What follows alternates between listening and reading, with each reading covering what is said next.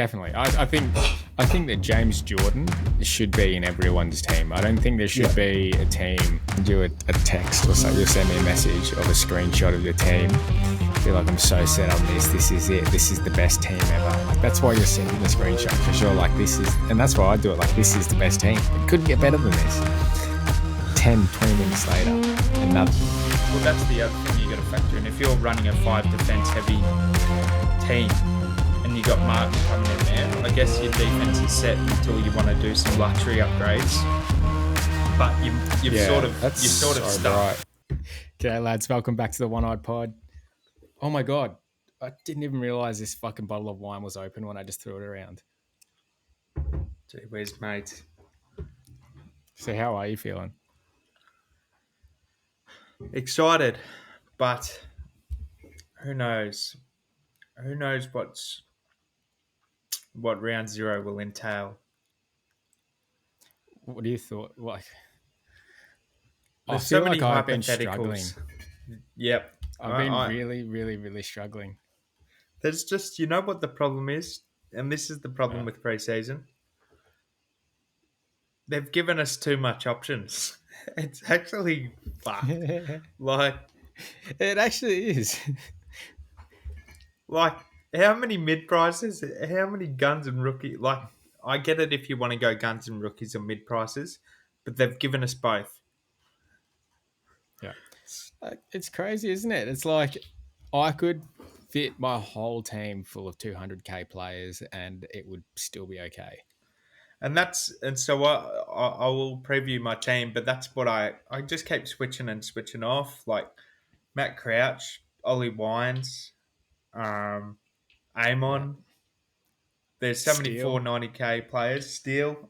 I'm not so sold on Steele yet. I feel like he could be a burn man still.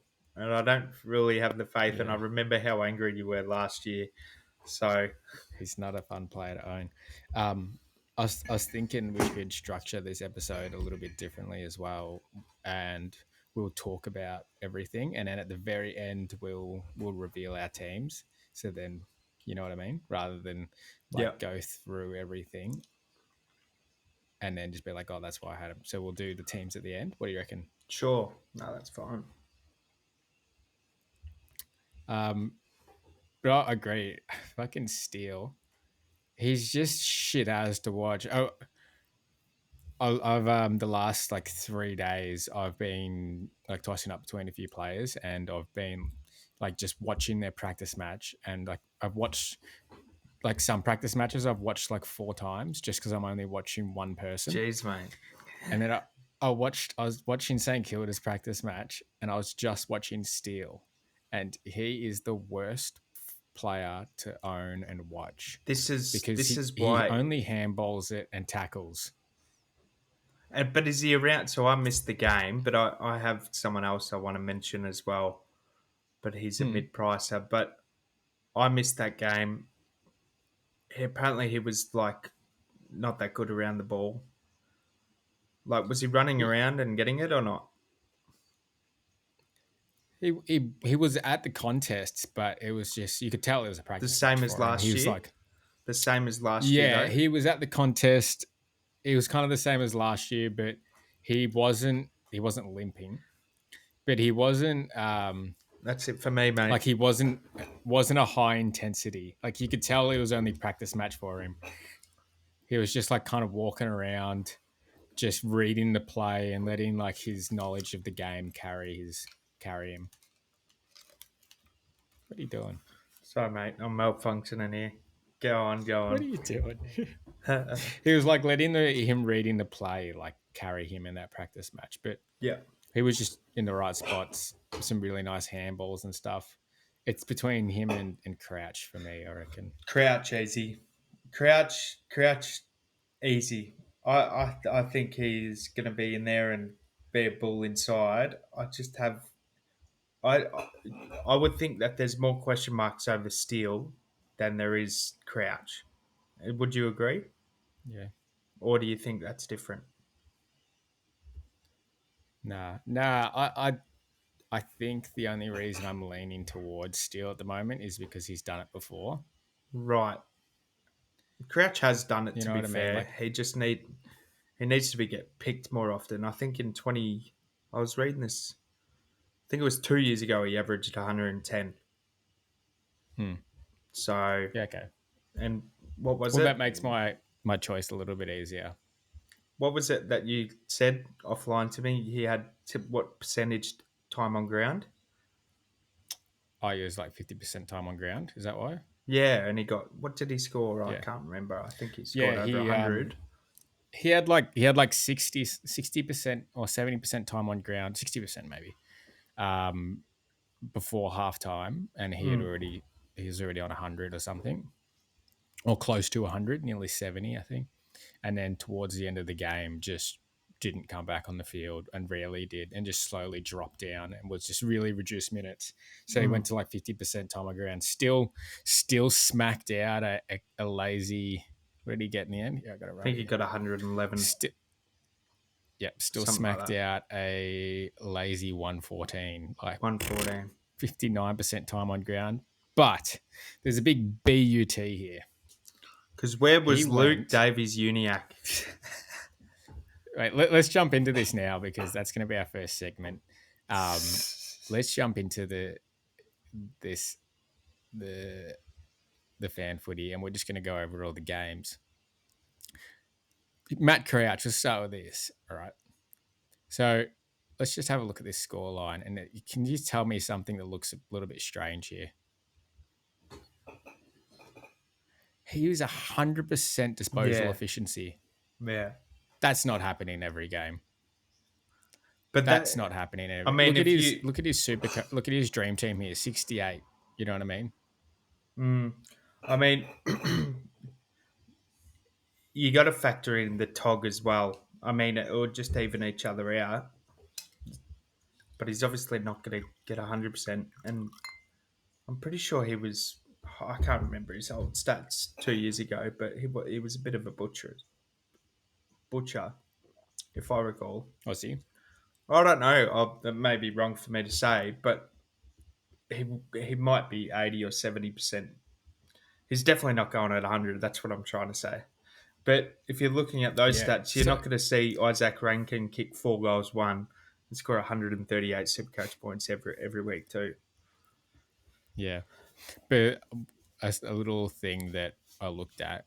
Yeah, So if we look at Dawson, who had more disposals yeah. and went at 72, which is reasonable.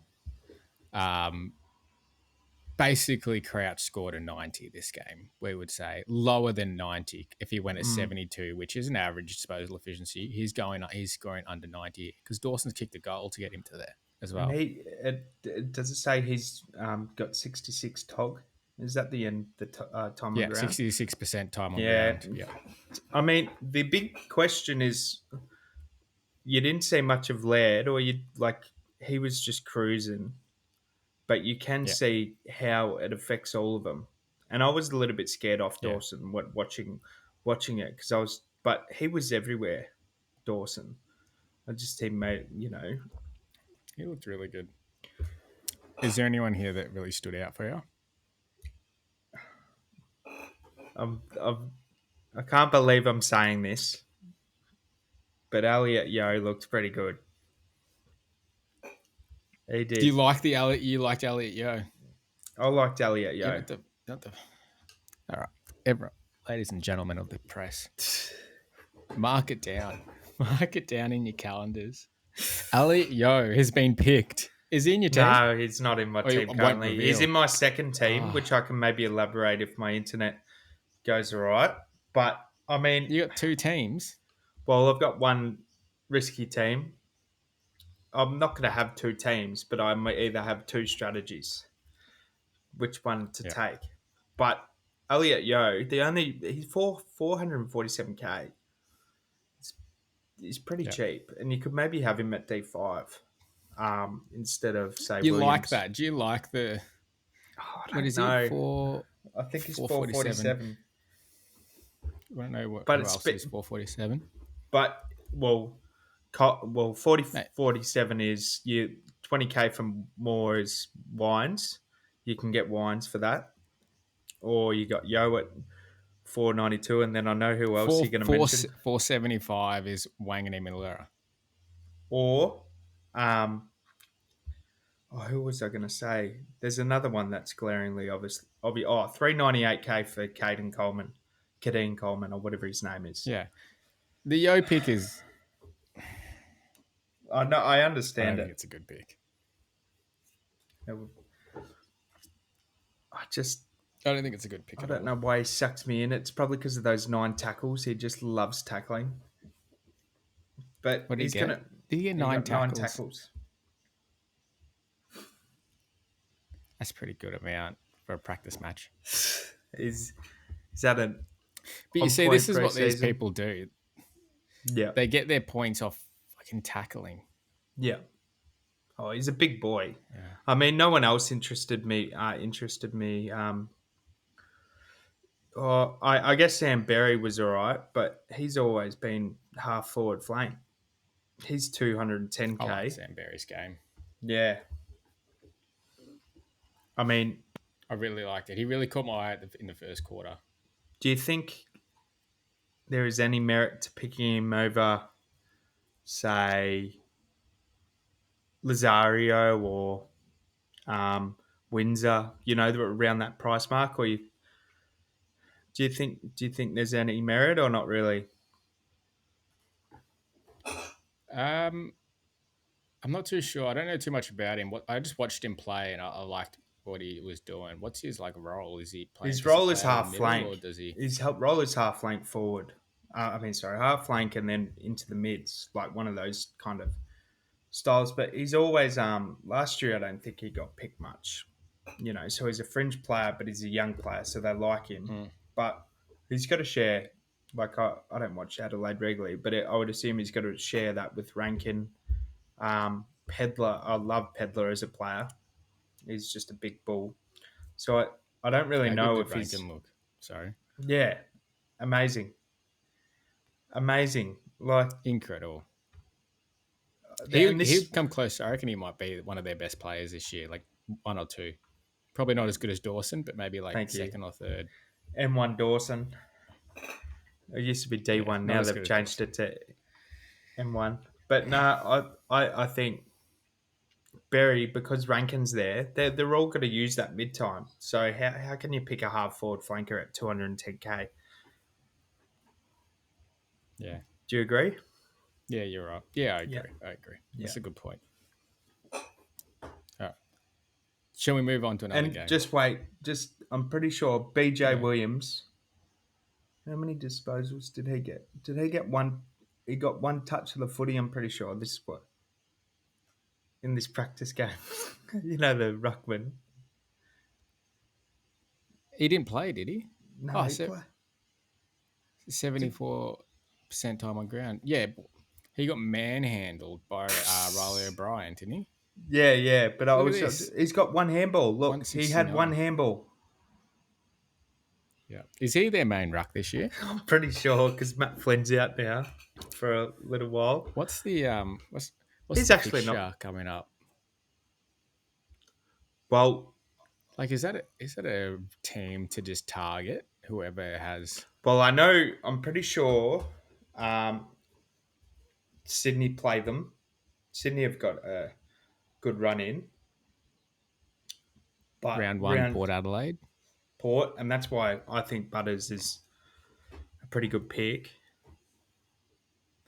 Round 2, Briggs, Giants. Yep. Then then English in round 3. Yeah.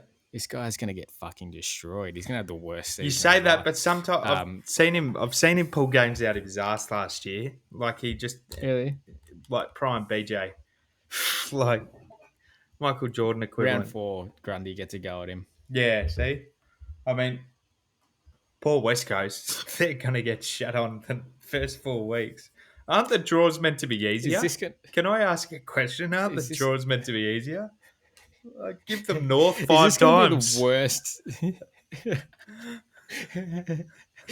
Is this going to be the worst single performance from a team in 1 year? Well, it'd be hard to beat last year, but they're going to try. Mate, they were woeful in this practice match. In Oh, both the no. practice matches, some of the worst footy I've ever seen. They Like, don't have anyone. no, they don't. But like, Oscar Allen's not even there, is he? He's their best player. But actually, let's just move on. We've chatted way too much about West Coast. They're shit. I know. Like, they're Can shit.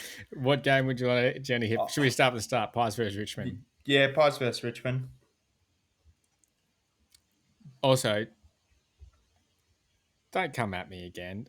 Wine, Scotch glass, iconic. I'm having a break. I've got the good old water. And actually, let's have an intermission real quick so I can just talk. I just want to talk.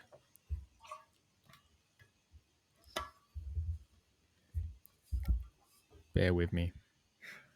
Bear with me. Bear with me. Bear with me. I just want to have a chat, guys.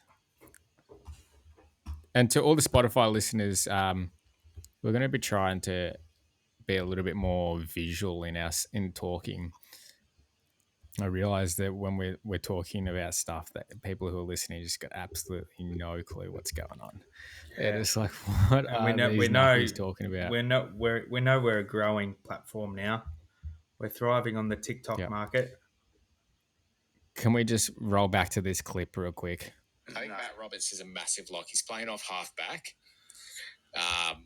The only concern I was having with him was that he was going to be playing in the midfield and he wouldn't have a spot.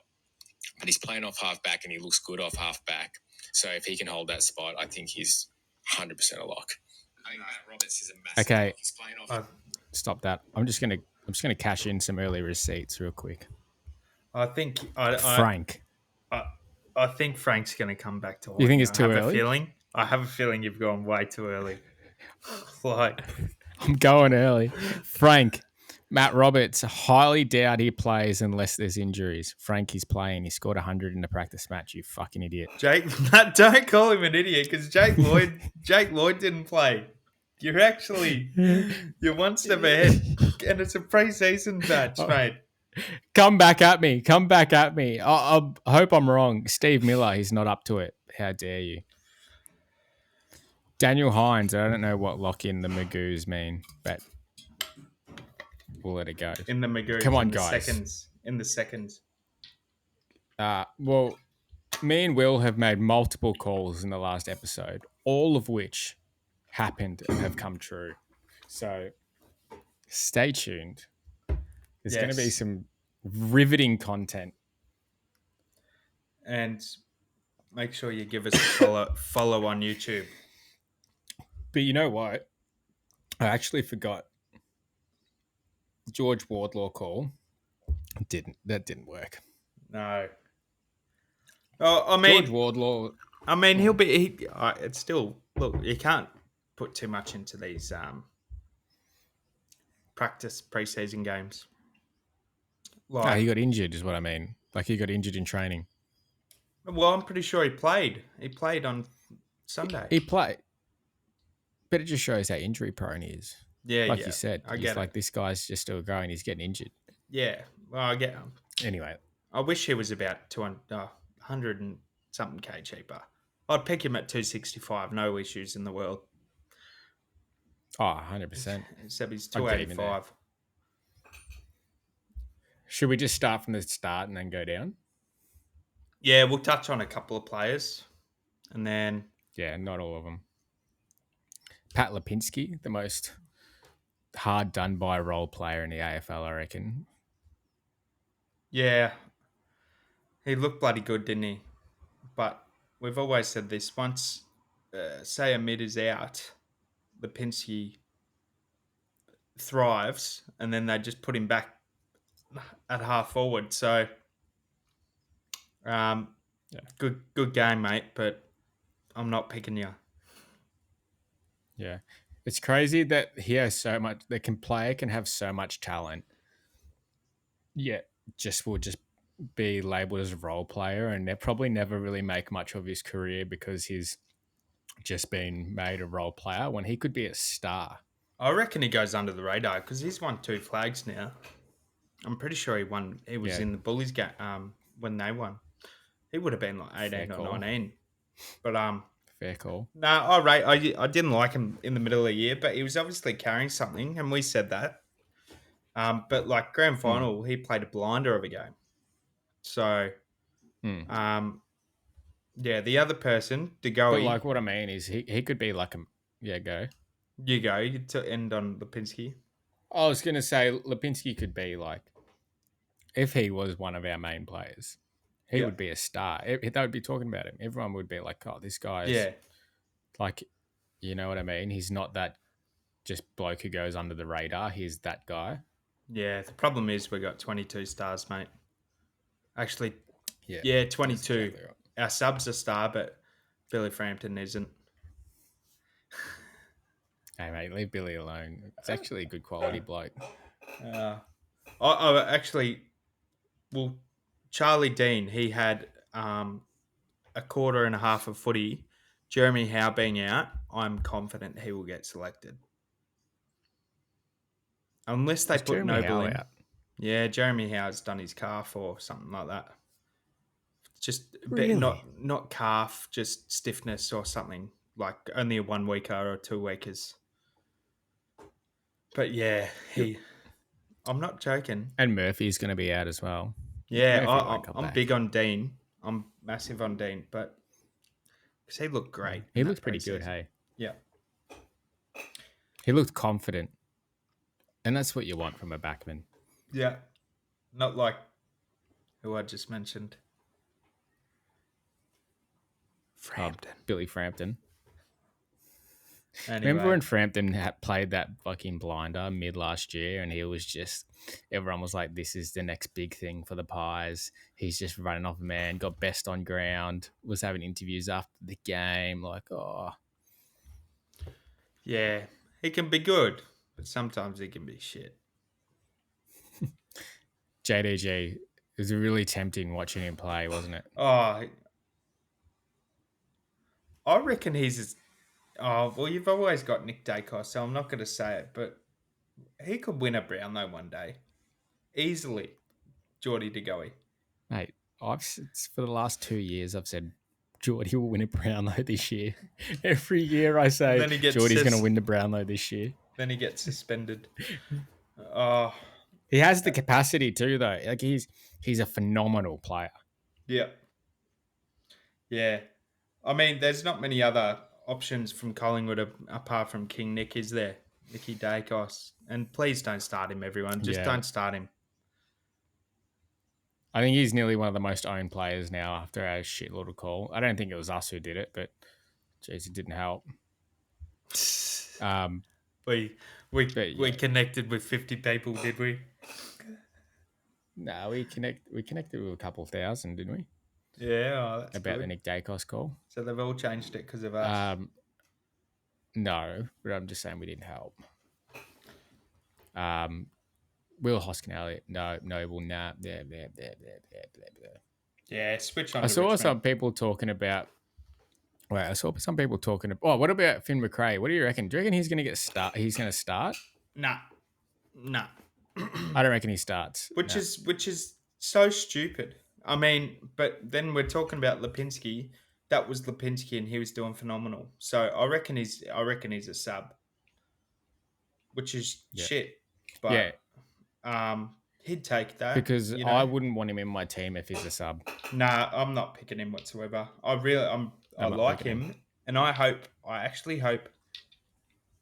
I don't know. You want him to not be selected, but you wouldn't mind it if he was sub a couple of times and then he breaks in and you can still get him at a good price. But maybe because if he plays full games, he's going to be a fucking pig. Like a super coach pig. He's just the perfect super coach player. I love that Craig McRae's just sold him. Sold him the best thing ever. Sold him the dream. Yep, just saying, mate. You're going to be playing bulk minutes. And he goes, all right, I'll sign the contract. And then afterwards he goes, just joking, mate. Just joking.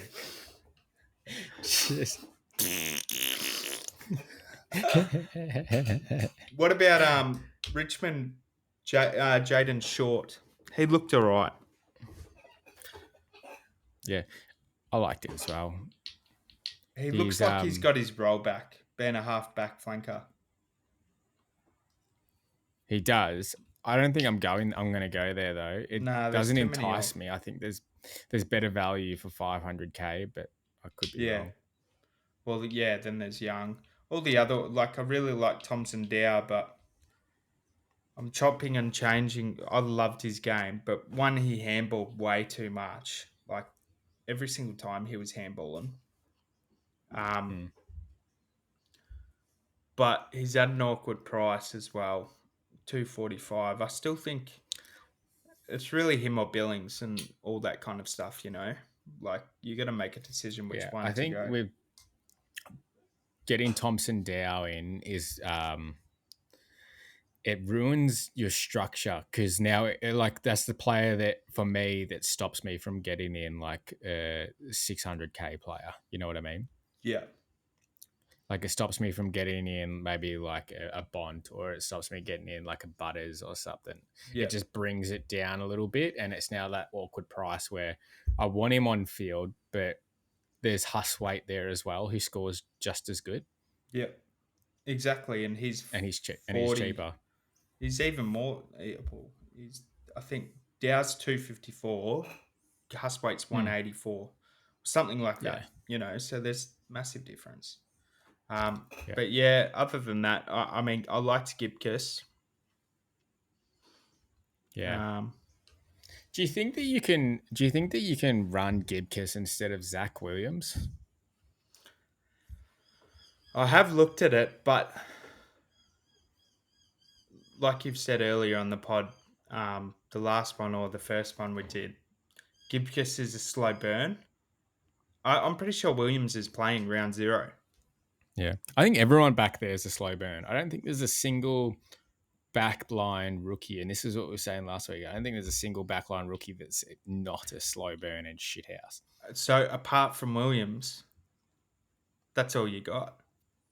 You know, I mean, I like. You could just cop that on the chin.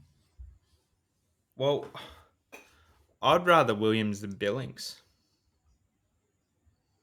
You know, like I feel like Williams has much more potential than the others, but he's so injury prone. It's not funny. So you're really just hoping that he makes you as much money as possible. But would you really want Gibcus and Zach Reid, for example, as your D5 and 6? That just feels just idiotic to me. List cloggers. They're list cloggers. It's like, Dude, how I would be throwing up every week. I'd be throwing up every week. Like it would be. I've seen a couple teams now with all of them back there, and in my head, I'm thinking, who are you going to? First of all, who are you going to downgrade to get these guys out?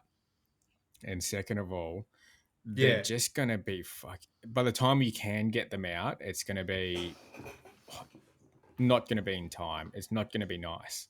Wilmot. It's going to be Wilmot or Cowan. Yeah, Wilmot was Maybe good not though. Wilmot. Don't you dare bring Wilmot's name into disrepute. I took it back. Like maybe Charlie Constable. Like Charlie Constable, I get it. PTSD. You know what was good about Constable though, that everyone had him. Yeah. So some people just stuck. Some people got rid. He'll be you know who he'll be like? He'll be like Liam Jones of last year. Yeah. Played one good game, had a spike score, and everyone just pushed him out.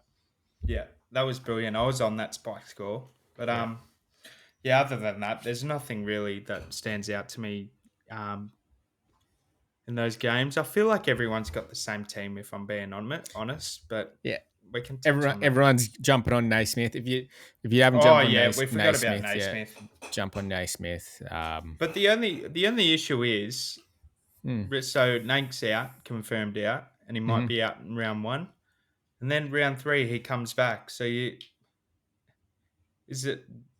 maybe it's just worth holding on to him, just in case he's out for a little bit longer. Well, in my head, like this is my honest opinions in my head, that by the time Nank comes back, I'm just using Naismith as my loop. Yeah, that's true. I'm That just is gonna. true. He's now my loop. I don't honestly don't care if that was gonna be my loop spot. But if you're gonna play, fucking go ahead, play for 123k. Yeah. Would you agree, or you don't? You don't No, well, reckon that's good? I never thought of it like that. But what I was asking if he was a dead player, but that makes sense now because if he's a dead player, he can just be a loop. So it's actually not even that bad. You just pick all the other playing players. So Yeah. no, I do agree with you. Yeah. Oh, how good's that? Look at this. We're just talking fucking facts out here. Change to the next game. All these pricks are irrelevant, Next mate. game. All right.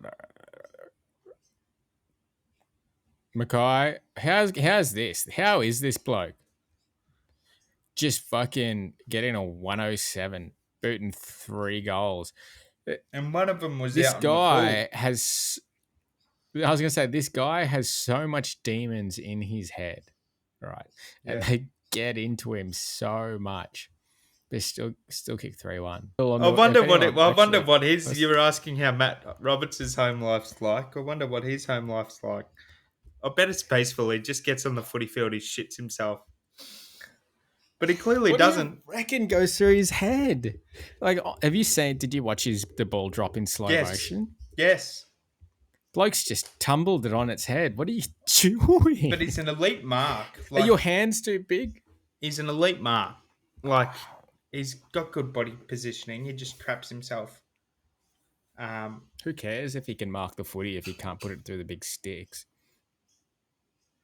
Well, we had a similar player like Travis Cloak doing that. I guess And we sent him to the McStay's not Bulldogs. much better. McStay's not much better. He shanks it like Mackay. But McStay still kicks like 2 goals a game, 3 goals a game.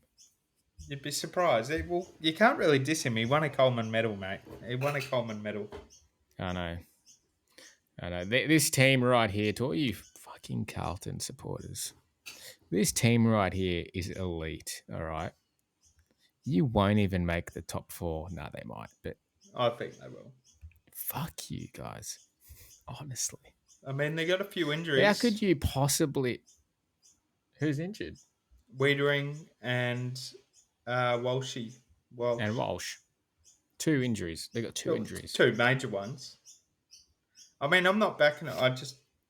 Well, it does sound like I am defending him, which I don't want to be. Feels like you're just defending Carlton here. Honestly, they've got some of the best players in the AFL, and I reckon they've all got demons in their heads. Voss is probably playing some fucking demonic music at their training sessions or something and just getting them in a bad mental place. I was looking at and I probably won't go there, but I was looking at our Adam Chera as an option. What are your thoughts? Yeah, he goes pretty under the radar, hey? Oh, God, he does. I remember last year we were all talking about Adam Chera, but that 69 Supercoach points did not, I was so unimpressed. It wasn't funny. Everyone in Supercoach has the shortest memory in the world. It's like, that is just... I feel like Supercoach players just think of like the now, like what is just happening right now. They don't think about like, oh, Chera last year absolutely slaughtered them, or like Dawson last year was fucking insane, or like there were so many players out there and they're all just single-minded onto the exact same players. Everyone has the same team. Yeah, I know. It's a bit annoying. I mean, but some of them are so highly owned, you can't skip them. Like, otherwise you might be behind the pack. It could go one or two ways. It's just what sort of risk you're wanting to take, essentially. So I don't mind Chera as an option. We've always said that. Yeah. We've always said that if there's a player that's so damaging, and we're talking like a Bont or a Clary, and you haven't followed the pack, or like a Nick Dacos, or like a whatever it is, you haven't followed the pack, you're gonna lose. Like you have to follow that pick, and if that Yeah. pick doesn't work out, then it doesn't work out, and if it does work out, well, then it doesn't matter either. Like, Because does it say his disposal efficiency on this, Chera? 72. yep, Chera is 72 Yeah, disposal because I'm looking efficiency. at it. He had 22 disposals, 3 marks, 4 tackles, 2 free kicks, 2 frees against, which is pretty, like, that can sway Supercoach. Yep. But, So it probably should have been a little bit higher. A little bit higher of a score. 22 touches is all right. But, maybe anyway. in like the 90, maybe 90. Yeah. But Anyway, that's still not what you want for 600k. No, it's not. But it's a practice match. You know, if you're set on Chera, it's a practice match. This shouldn't sway your opinion. It's just an idea, like, yo. Yeah. I'm never going to do it. Cincotta doing nothing this year. Orazio Fantasia, he actually looked decent in like the disposals that he had. Yeah, until he breaks he went his at 55%. He's a perfect player for Carlton because he's just an absolute bloody. No, he's not a sook. He's just. I've just always just haven't liked him since his Essendon days because he's probably torched us a few times. But he's always injured. We don't talk about Orazio. Orazio. But he come back now. That's why he's here. Yeah. Where did he go? He went to Port for a bit. Is that right? Yeah, he went to Port. Absolutely injured nearly he would play 1 game, 2 games. His body. Yeah, just get sharp. But yeah, like hopefully. He's the most highly owned player in fucking honestly, if you don't have Max Gawn this year, there's something seriously. The fact that he isn't 100% owned. That bloke at the coffee fact that he's shop, not the highest owned player. The guy at the coffee shop. If he's listening, you told me that you were going to fade Max Gawn because he's too old, and you're going to keep Grundy, mate. Mate, Max Gawn does everything. He kicks goals. He intercept marks. He taps. He has contested possessions. What else does he do? I think that's all he needs to do. He does everything. He still smokes darts. I'm convinced. Oh, he would have a pack of Winnie Blues at home, and every time they win, I reckon he would just treat himself to one. I reckon this whole Melbourne team is just a bunch of loose cannons, honestly. And from all the things that have come out in the media, like the back end of like all the drugs and everything, I reckon this team, like maybe minus a couple of them, but most of them, including the coaching staff, are just some absolute loose cannons. Well, I tend to agree with you because they did have a punch on at a restaurant. If not just drugs involved, they did actually have a punch on outside of just in an argument about who wouldn't have played the grand final. So they're going, all right. I think it was May and Melksham. So they're all goers. They all love to have a good time, and it looks like it. But I reckon, like, well, we don't need to say much, but there is these guys, and it starts from the top. Maxi Gawn, the dart punching fiend that he is. He's just that'll be our motto: the dart punching fiend. Maxi Gawn, I reckon. Honestly, he's going to be my most favourite player to watch until he plays Collingwood this year. Last year, he was an absolute train wreck to watch. And if you followed the podcast, then you would know the pain that this person has caused me.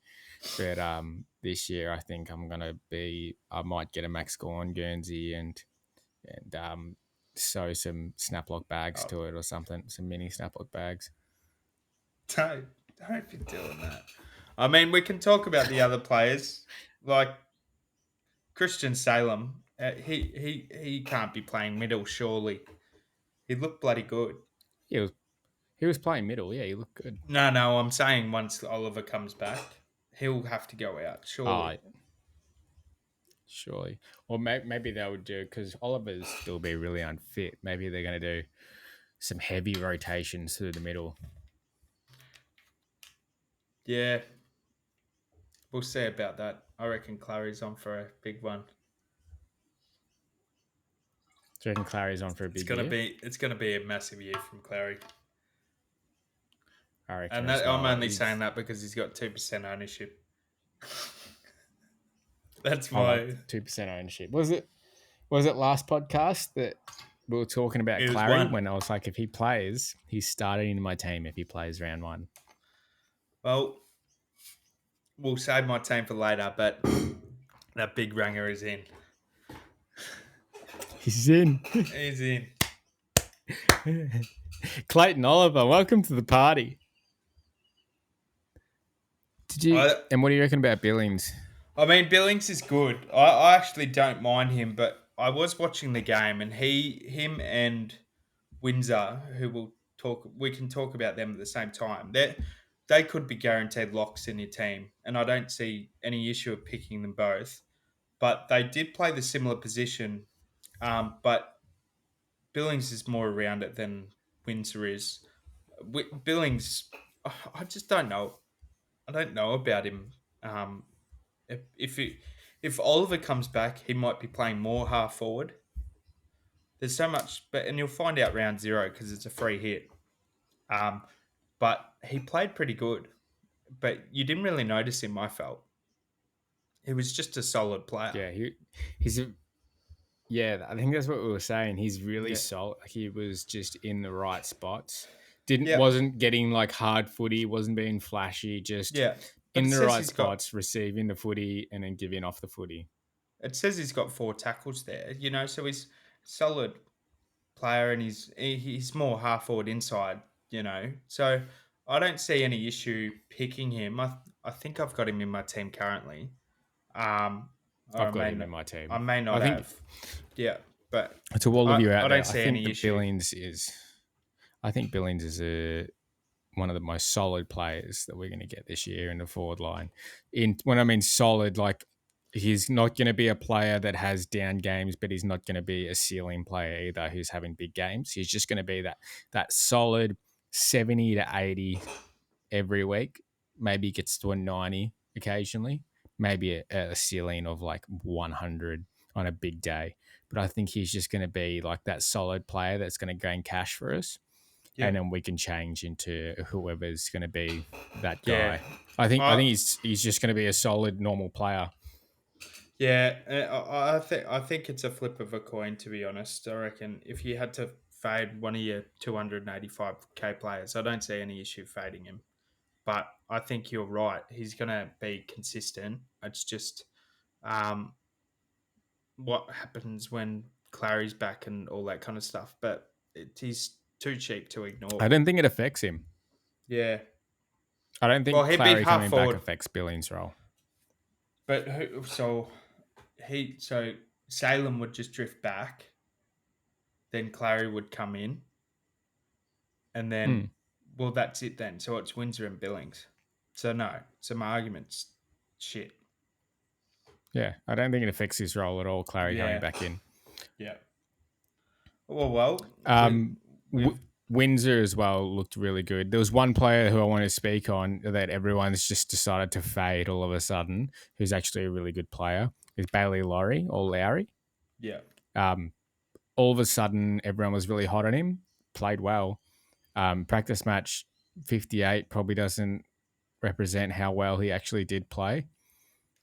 I wouldn't be opposed to anyone starting Bailey Lowry as well, or Lowry, whatever it is, just because he is that little bit of a 123k rather than Windsor a 180. Like the 180 is such a big price to pay for him, but if you don't want to pay that, Lowry's a great option as well. Yep. Yeah, and Windsor got 2 goals for his score of 70-something. 90, did he score? 70. Where is he? Almost there he is. 2 goals, yeah. He got 2 goals to get 70. So he's basically scored the same as Lowry, maybe less. Yeah. Yeah, look, 5 kicks, 6 handballs. Bailey Lowry, 6 kicks, 11 handballs. Like, he's played a better game. Just Windsor is a little bit flashy and comes off the wing and kicks those goals. But then I guess that's why you're picking him as well, because he's kicking goals. Yeah. Yeah. Did But you have yeah, anyone else that you don't wanted to fade mention? Laurie.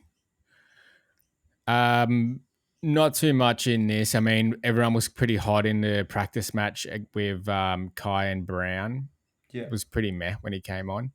Wasn't That too Howes stoked on him. bloke, Blake Howes, he's gonna debut this week, I'm pretty sure. You will? I'm maybe wrong, but I'm pretty sure that And where does he play? I'm pretty sure he's half back. I Halfback, didn't, Blake yeah, Howes. yeah.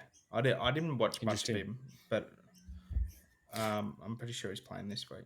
There's actually one more thing I wanted to know, and going under the radar. Don't be surprised if I Jack agree. Viney has a big year this I year. completely agree. I've been tempted to put him in my side, but he's one of those players that will just tank a game for team success. You know, maybe take the Yeah. best opponent. Yeah. Clayton comes back. You know, he'll put his body on the line. He's an excellent player. I actually love watching him. Yeah. He's so hard at the footy. Like He's like an in and fair. under. And fair. Yeah. He's a great player. Apparently, him, Tom Mitchell, Toby Green, they used to all be best mates back in the day and just play footy together. Yeah. Strange he's actually learning. His brother teaches Taekwondo, so that's it. learning And from his brother. the pies go to his Taekwondo thing. Yeah. Anyway, let's jump into Sydney versus Brisbane. We might start hammering through these just because it's running out of a bit of time. Errol Goulden, what do you think about people fading Grundy and going for Errol Goulden instead? I actually love it, to be honest. I haven't, and I'm not fully locked in my team yet, but you could get English and get Errol somehow. But that would mean you probably have to fade Bont, I assume, if you want to get all these mid prices. But he looked excellent. And who's going to do all the work on that team? I don't think you'd fade Bont. I think you're fading Butters. Right. True. Yeah. Or LDU. Yeah. Yeah, an LDU or Butters type player. This is your M2. Errol would be to start. I mean, he could easily win a Brownlow this year if he played like that, mate. He is everywhere. He just runs and runs and runs and runs. And he was on. I can't remember what I messaged you. He might have been on 70 at halftime. I'm pretty sure he had a 50-point first quarter or something like that, and then faded a little. But Ridiculous. That's what he does. He goes like really high, and then he just peppers his score a little bit, and then he just booms again. Like and can you imagine not owning him and you're just watching him dominate? Like he's one of the fun. Like he's a very fun player to watch. So I do like it. The question you would hate to watch. Yeah, you would. Like my question to you is, who would you rather, Tom Green or Goulden?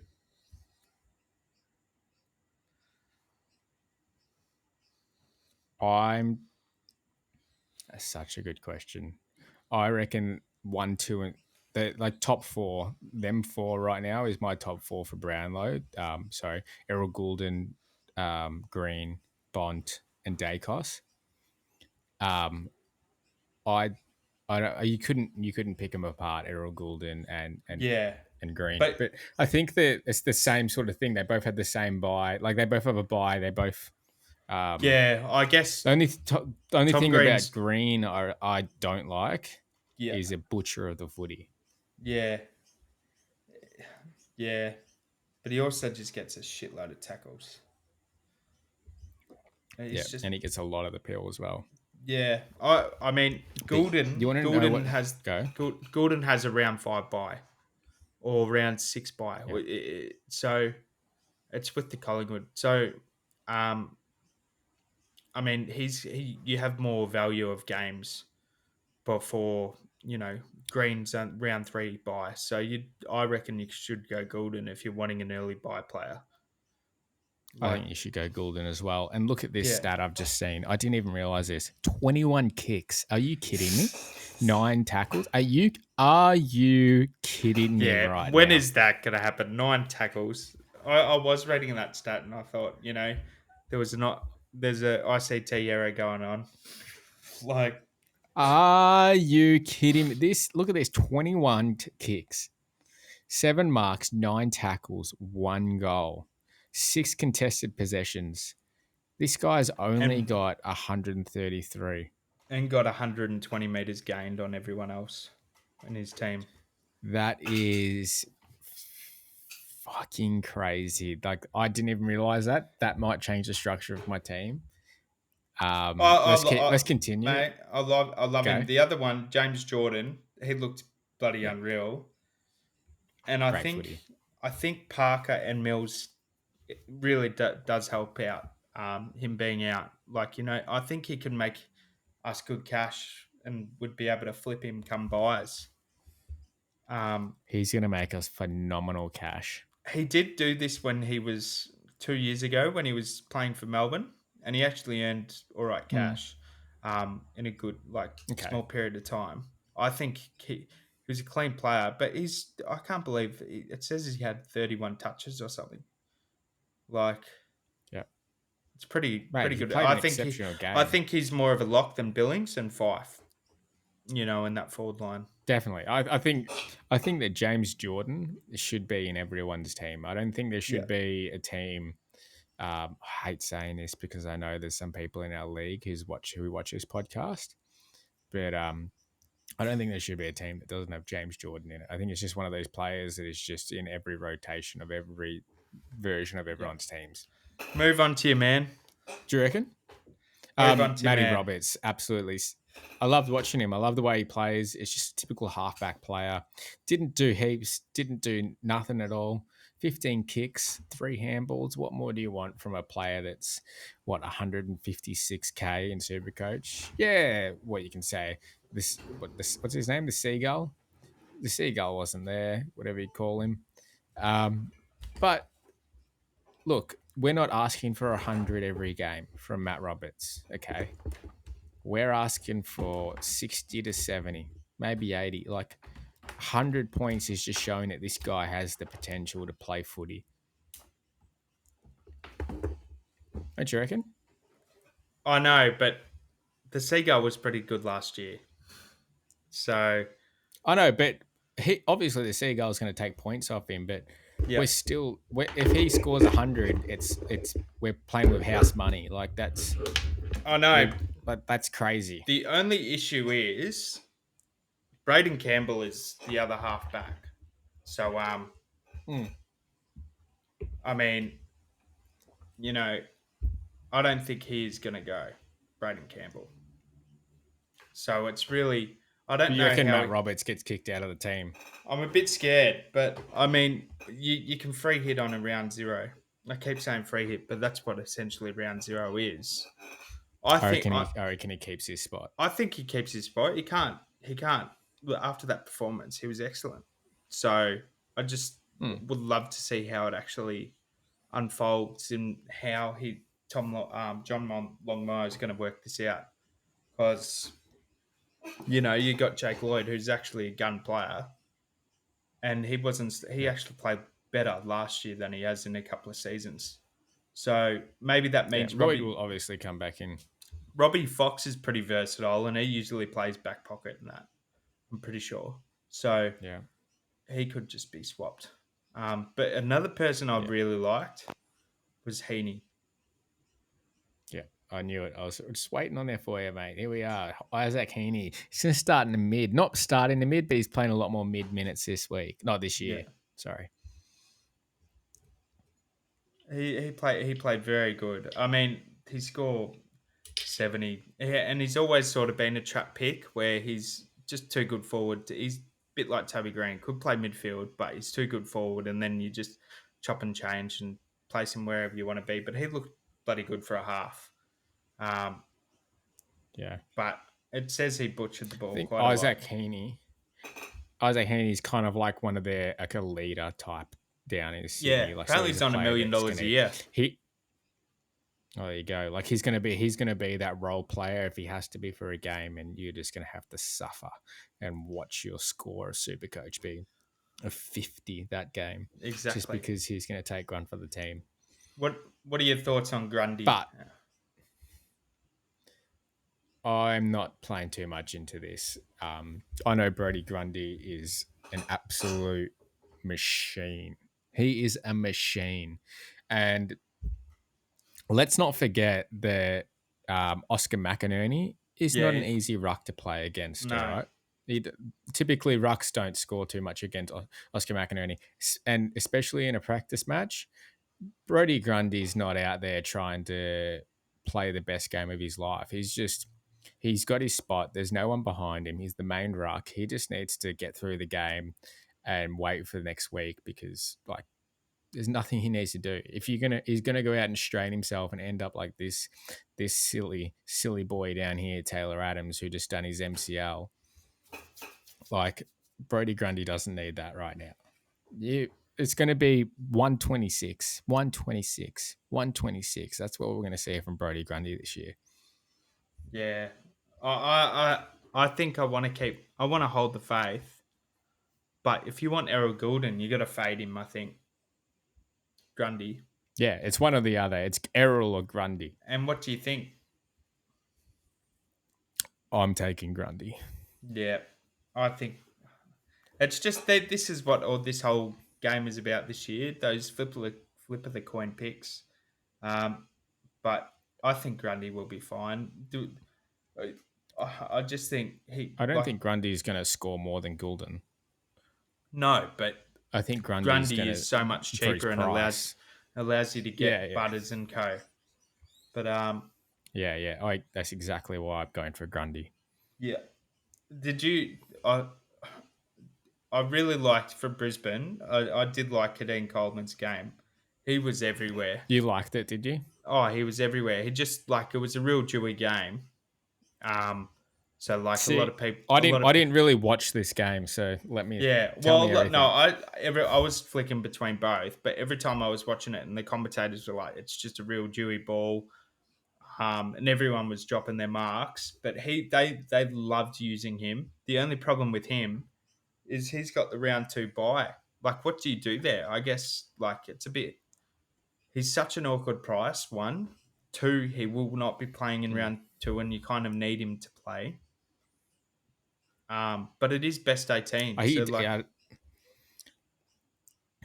think he's that player. If you're wanting to start, if you want to start 5 primos in your back line, he's that player you're going to chuck in there. Yeah. You know what I mean?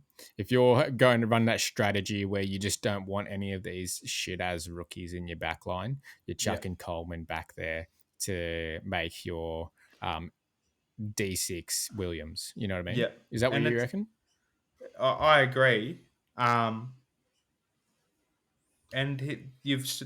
we've been saying it all along. There's bugger all options there too. There's actually bugger all options. You're just going to take that hit. But the positive is, well, that's the other thing you got to factor in. If you're running a 5 defense heavy team, and you got Martin coming in there, I guess your defense is set until you want to do some luxury upgrades. But you're sort of stuck. Right. You're sort of stuck because you already know Martin's going to be back there in round 6 or whenever they do those DPP changes. So I guess that's such a great call. Actually, no, I'm sorry. I actually really love that. I love the fact that you had Coleman back there, and then you know Martin's coming back, and now your backline's set. Really. So you finish because there's no who else. We basically know in the backline who's going to be the number one, like the top 6. You know, not top 6, but top 8 at least. We can name people, and we know who's going to be there. Yeah. And if you can, but you can't say that for the midfield and you can't say that for the forward line. So why not just do that? I mean, you could do that, but I think it's bad in a way because you might get locked into a pick. But you could easily, change your way of thinking about it is that Kadeem could be a 23rd primo. Yeah. So there's heaps of options. I just guess the main thing with me is round 2 bye sort of hurts you. But at the end of the day, you've only got Williams and Gibcus and blah, blah, blah. So is it really going to be hurting you? But One we more can move player on. that I wanted to chat on real quick. No, I just want to mention one more player. We're taking a while to get through this, but suck it up. It's going to be a long pod from the looks of this.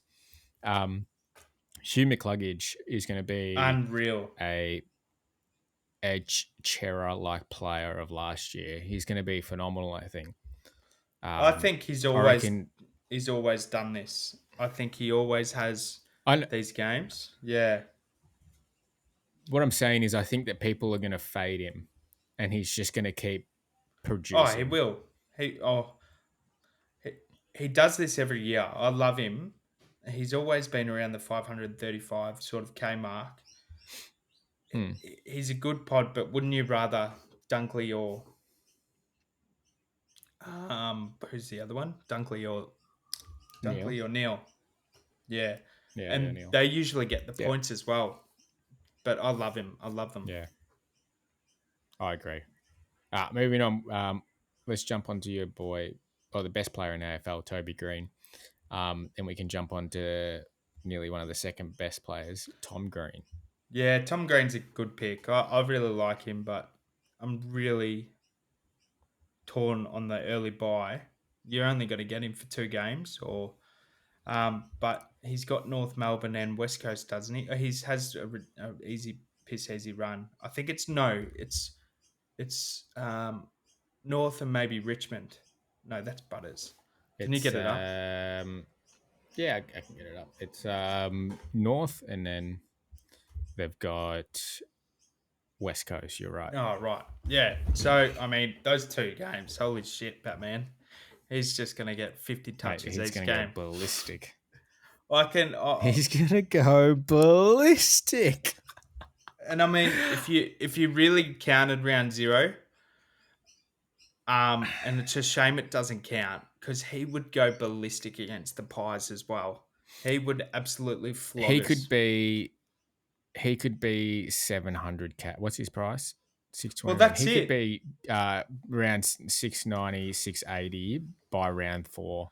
Now, my theory about getting Tom Green in is I was going to use him for 3 games and then flip him to a Dunkley or a Neil.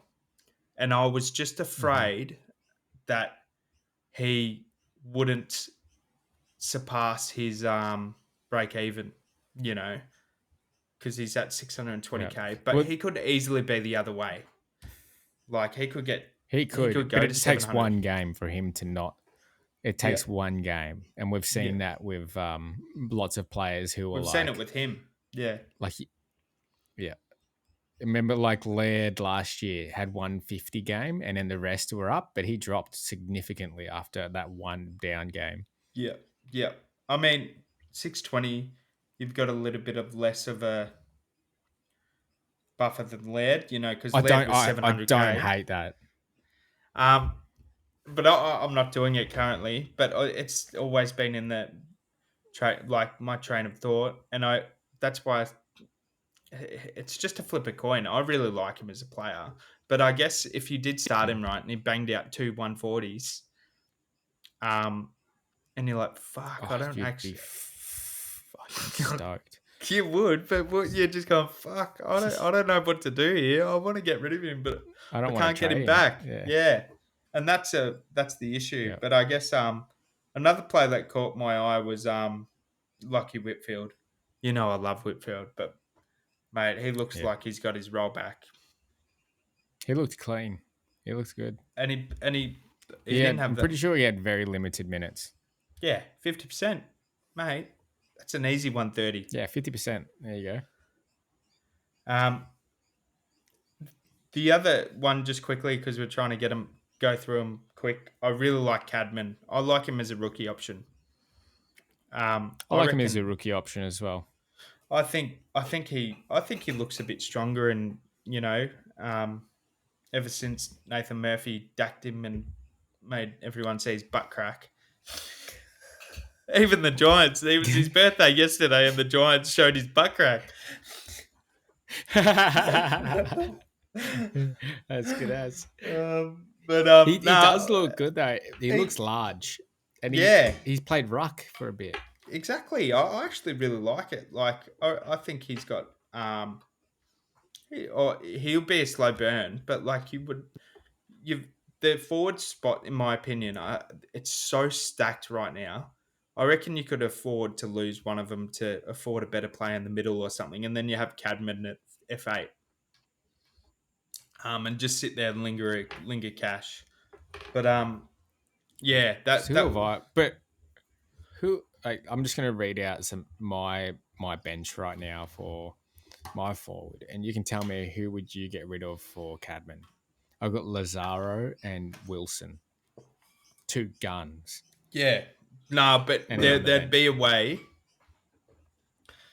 If you wanted a more expensive player, you could get rid of Fire for Billings or Jordan, which Hmm. Jordan we're not going to get rid of.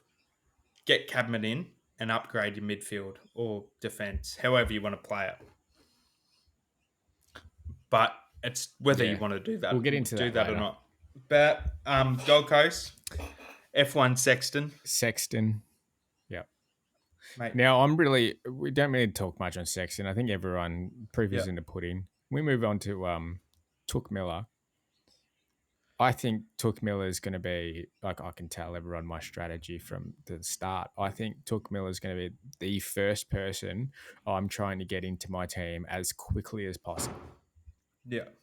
I think that Took Miller's easy 110, 112 average this year. And at Fucking 5.45, if prick. you can catch him right now, he's He's going to be an absolute insane pick to get in. he's like gone of last year for you. He absolutely ruined me, that dog. But I'm gonna But go back. I'll go back. I'm going back. I'm so tempted to even start him because he looks phenomenal playing. Like He he does. looks And like a you know Rolls what? Royce out Once there. they come back from it's an MCL, I think. But those Mm, knee injuries, they take time. mm. So, we're kind of fortunate that he's sort of not got back to his usual ways, and it's taken because 5.45 for him is so cheap.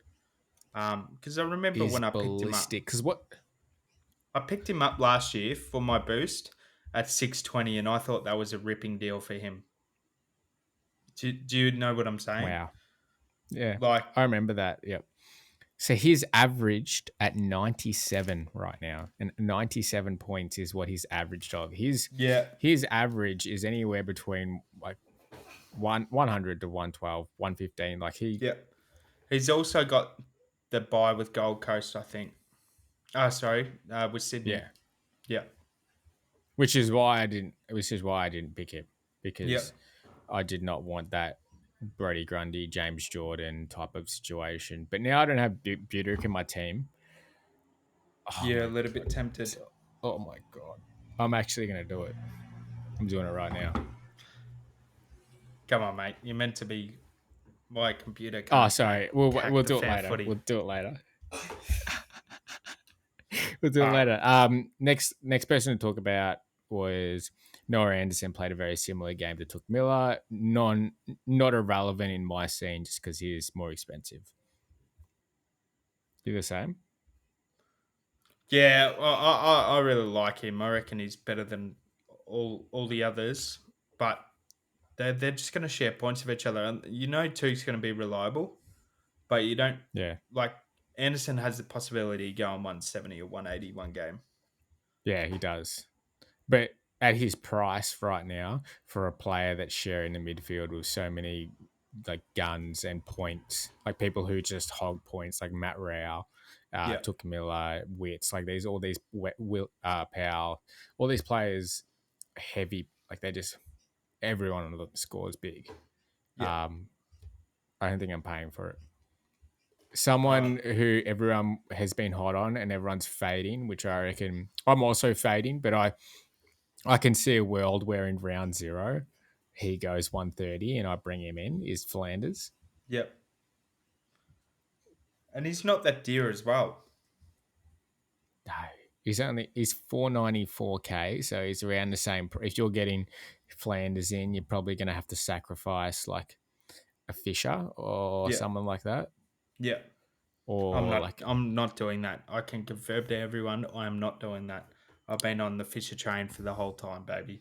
there's a world where I fade Fife and put in Flanders. Yeah. Definitely world where I do that. If he goes 130 or like around 100 in the practice match, I'll put him in. Buterick, what do you think? We don't need to talk about him, do we? No, I reckon that's he was the biggest trap in the AFL. As soon as Power came back, everyone saw the light and was like, "What the fuck were we thinking?" But this is what Hardwick's saying, all these messages of how much, how these people are going to be guns. I'm pretty sure he said about Flanders, pick him in your Supercoach team or something. And he said Buterick's going to be a good player. And he loves Humphrey. Humphrey was stealing Flanders' role. But yeah, you can move on. We'll just fade Flanders for now, I think. Yeah. Geelong. Wow, we're only halfway and we've been going for an hour. We'll go. I reckon 2 players that caught your eye. Yeah. And it can't be Setterfield. 2 players caught my eye. Jai Clark caught my eye. Love this game. Plenty of CBAs, heaps of contested footy. Definitely lock in my team. Another player that caught my eye from Geelong was Max Holmes, but I'm not going to start him. My God. And we said this. We said the breakout player. Last pod, we said Max Holmes to be the breakout player. And apparently that's not, it's irrelevant. But we did say that Max Holmes would do all right. He might have been our last. He's fucking gone. Last option. We're back. Crooksy cut out real quick. But we're back.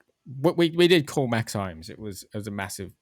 but I think everyone knew Max Holmes was a jet and he was going to perform at least once. Yep. You actually want to know who called out Max Holmes last year and had him in their starting team? Who? Oh yeah, Max. Good old Maxie. He did, Max and he was actually Holmes. Going. He was going all right for a fair. I don't mind him as an option, and they're always trying to be like get those halfback sort of types because Dacos went so well, but Dacos is Dacos. So, but Holmes is a good runner, so it wouldn't surprise me if he actually does it right. He's a bit of he's at an awkward price, so I don't think I can go there, but I'll be happy for his success. What about big old Tom Stewart? Exactly. He did enough. His role's there. He doesn't need to do anything in practice matches. He could score 10, and I would still be like, his role's there. He's a jet. I feel like with premiums like this, if you're deciding on a premium, a practice match shouldn't decide whether or not you keep them or get rid of them. If they play a practice match and they have the same role that you thought that they would then you should pick them. Yeah. Do you agree or do you disagree? No, I agree with you. I agree. Yeah. Yeah. The other one that I'm just looking at the bottom of the screen that is pretty highly owned, Sean Manor. He had 27% TOG. He scored 44. He's not starting. But can you believe that? He's not starting. 44. He got that in a quarter and a half. Not even. Not impressed. I'm not impressed, but I'm pretty impressed by the scoreline of him just being on for a quarter and a little bit. Mate, sorry to jump back to this. Oh, no, he only scored a 29. I'm a little bit impressed, actually. I thought Finn McRae scored more. No, that's actually impressive. It's very impressive. Now, I can't remember if I had him in my starting team or not, but I was pumping Darcy Parish up for quite a while. Since last week, easily big time last week. And boy, oh boy, did he deliver. Is he a lock? I'm going to pick up my microphone for this. He's a lock. Sit back and I'm just going to go right here like this.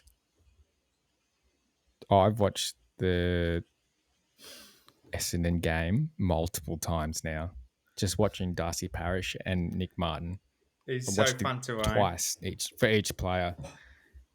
Darcy Parish looks. I've never seen someone want the footy, be so energetic, and so he is on this year. Like, he wasn't in my team. I'll admit he wasn't in my team. I watched that game because I was like, should I put him in? After halfway through the first quarter, I put him in my team. I'm like, Yeah, well, this guy I had is to give you a electric. call, didn't I? I had to give you a call and just say, mate, this bloke is fucking going bonkers. Parrish gets the ball, he driving. is, Parrish gets the ball. Parrish gets the ball. Oh, Parrish. mate. He is incredible. DP3. Is that what we're going to call him? Is that what people are calling him? DP3. I've loved Parrish. Every single time I've owned Parrish, he's been just enjoyable because he loves getting the footy. The only problem is the big knock on him is he does nothing with it. But all the reports that I'm hearing is he's actually cleaned up that part of his game, and he's He has. He worked was on it. phenomenal. Yeah. So I think there's a world. He's had his own footy. There's a Go. I think there's a huge possibility that we'll have Parrish, we'll have Merritt, and we'll have Martin in our team. I think there's a massive possibility. I think Merritt was good. This is so dangerous right now because people in my cash league listen to this. I think Darcy Parish has the potential to be Oh no, M3 this year, M4, M3. I reckon. Well, I reckon just he's say M8. He's never been high average. He's never been top 8 before. I'm pretty sure. So can you just call? I think he will be this year. I think he will be this year. I'm all about making bold calls. I reckon Darcy Parish is on another level this year. But he's not going to do anything. He's going to be sprinting shit out. Merritt, so pick him. Merritt was class. The other one that really I like him as a pick is Zach Reed. Yeah, I hated him. I don't know why. Like, I do not understand why. He's a 123k rookie. He proved me wrong. Yep. Yeah, he proved me wrong. He's in my team. Wow. Can you believe it? That quick. That's how quick I'll switch up. That's how quick. Oh, so did I, mate. I've switched my team probably about 135 times today. That's just today. Really? Is he in your team? He's always been in my team, Zach Reed. Just because he's so cheap. I feel like I'll send you a text or so. You'll send me a message of a screenshot of your team. Be like, I'm so set on this. This is it. This is the best team ever. Like, that's why you're sending a screenshot because you're like, and that's why I do it. Like, this is the best team. It couldn't get better than this. 10, 20 minutes later, another screenshot sent. Look at this one. It's literally just before someone goes to sleep. Look at this one. I've changed. This is why I don't like this round 0 shit. At least you're locked in. You've got another 2 weeks of this dribble. Mate, the amount of... Look at this group chat. Look at this. Look at this, Crooks. Look at this is our conversation on Facebook. Look, it just doesn't stop. It's just constant. All my photos are riddled with Supercoach, like just screenshots. It's actually gross. Like that would be my phone. Hey, and it's not only me. It's a combination of me and you. Yeah, man, just give it a rest, mate. Turn off the phone. Go to bed. No. That's what I'm doing. Nick Martin, no need to talk about him. I mean, he's a lock. He's a D6. He'll be top. I'm convinced he might actually finish top 6 this year. Nico Martin. Yeah, I loved his game. He's got such a great kick on him, doesn't he? Yeah, I can't believe West Coast didn't draft him. So he's rookie listed. What a joke. He's a good player. Elijah Sardis, actually a good player. I won't pick him, but he's a good player. Yeah. Let me just play. plug my laptop in real quick. We're nearly there, nearly at the end game. Oh, fuck. Let's keep it going. Where are we? Port Adelaide versus Fremantle. Port Adelaide. Ollie Wines, tell us a bit. I know you had him in your team at one stage. Oh yeah, I've taken him out, but he looks good. He looks more than good. But what's his role with Butters? Not in the team though. That's what I question. No, with Butters myself. In the team. So with Butters. Well, in the team. I can't remember because I think I was out last week or like whenever the previous practice games played. I have no idea what his role was like there. But that was a big alarm bell when Butters went off at what stage? Probably the first quarter. It was like 10 minutes, not even 5-6 minutes into the first quarter. Yeah, he like hobbled. So it is a bit of a red flag, but apparently he's gotten a lot fitter this year, and they're going to use him more mid and not wing. He looked really good, but when Butters was starting at the first little bit, he looked good enough for me to pick him if he plays like that. Like that's what the kind of level that I saw.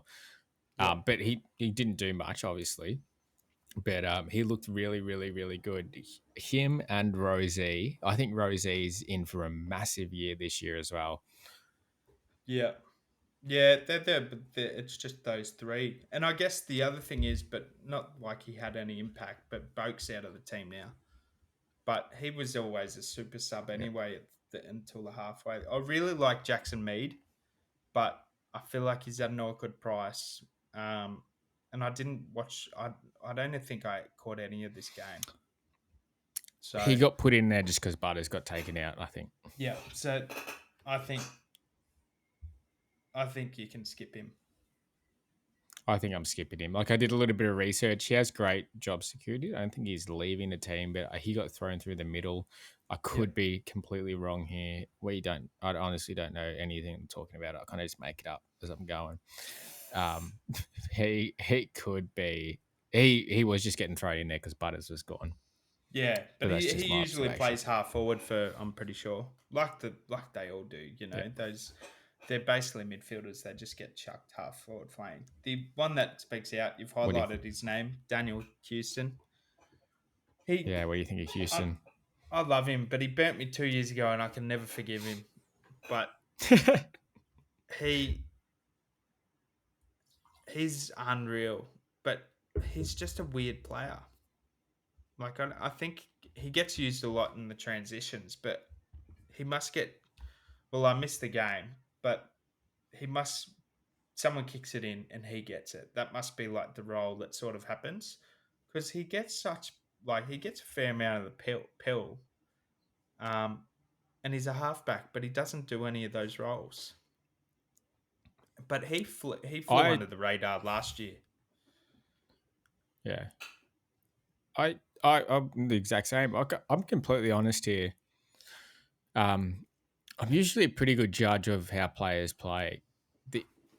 I don't understand it. I actually, to be honest, I don't really watch many Port Adelaide games. I do like watching them play, but I don't really watch their games and like try to really think about their games. And I don't really ever watch Dan Houston, so I don't really know much about him. Times that I do see him get the ball is when Port Adelaide have locked it into their forward half.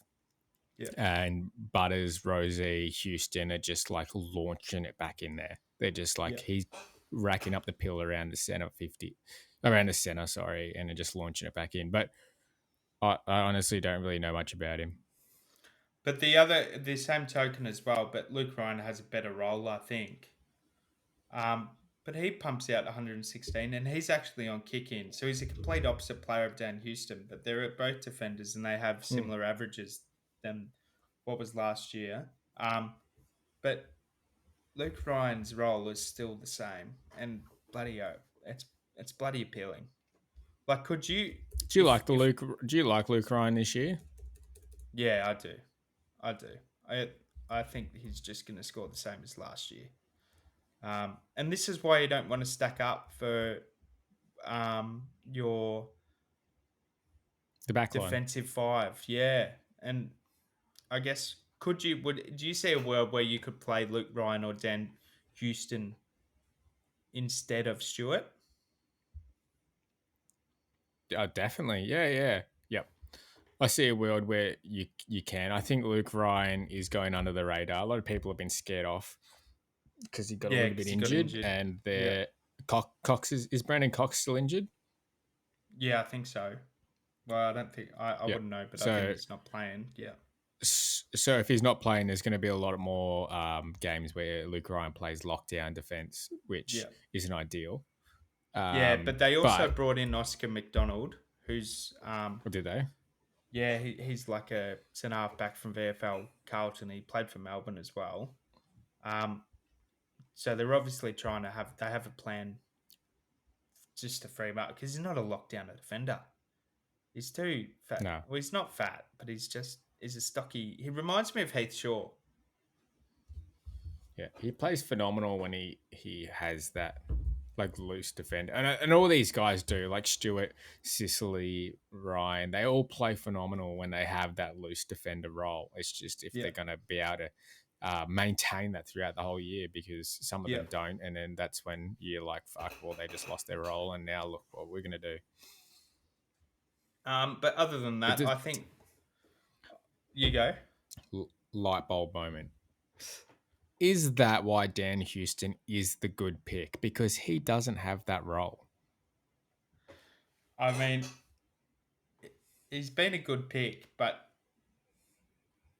I when I just think if he doesn't have the kick-ins, he could potentially score a 90. Where Luke Ryan, he's always going to take the kick-ins, and Luke Ryan scored a very high scores last year. I'm pretty sure he scored 150 a couple of times, 143 or something like that. I think Luke Ryan is a better pick than Houston, but if you're going to factor in him Yeah. getting injured, and he has got injured every now and then, maybe Houston is the better pick. I guess it's a bit hard to fit these two in if you're got your mind set on Cheezel and Stewart and all those people. Dacos. Yeah, I agree. All right. Now, Angus, let's start on Hayden. Should we go to Hayden Young and Sarong, or Nah, are they skip just Young. like don't need to talk Skipped about Young him? and Sarong. I mean, Skip Young, I like Sarong. Sarong Brayshaw's role looks a bit questionable right now, playing on the wing. Yeah, which we're is not just going to go to ridiculous. Brayshaw. What the hell are they doing? Yeah, why is he on the wing? We don't know. Matt Johnson looks good, but not the price. My boy MJ. Your boy, that's why I had to mention him. Nat 5, massive talk. Nearly one of the highest owned players in Supercoach this year. Can you fade? I don't think he can fade. I think I said this before, but I think he's a Rolls Royce. I think he has such a high footy IQ that he doesn't need to do a lot, but he just needs to be in the right places, and he just easily puts himself in those places. So he doesn't need to do a lot in a game to be in the right spots, and he can just rack up the footy, get those contested footy, and he just is so clean. Yeah. What do you reckon? I mean, I've looked at potentially fading him, but then keeping Billings. But I've faded Billings instead, I'm pretty sure. But I can see a world where you just pick them both. I think he got a fair amount of the football. So, it's pretty tough. I just think it's how clean he is in like congestion. Like he's just so clean. He's just always there. And look here, 13 contested possessions. Yeah. Yeah. I think you have to pick him. Or just purely his ownership. Like, if he pops off and you don't have him, it'll be pretty annoying. Like, yeah, because that's a rookie that you've got. Your rookie has scored 60 that round, and Nat 5, who you don't own, who over 50% of the competition has just gone 100, and you're just like, fuck. Yeah, now I'm stuck with freaking Cadman. Yeah, now I have Cadman and Billings.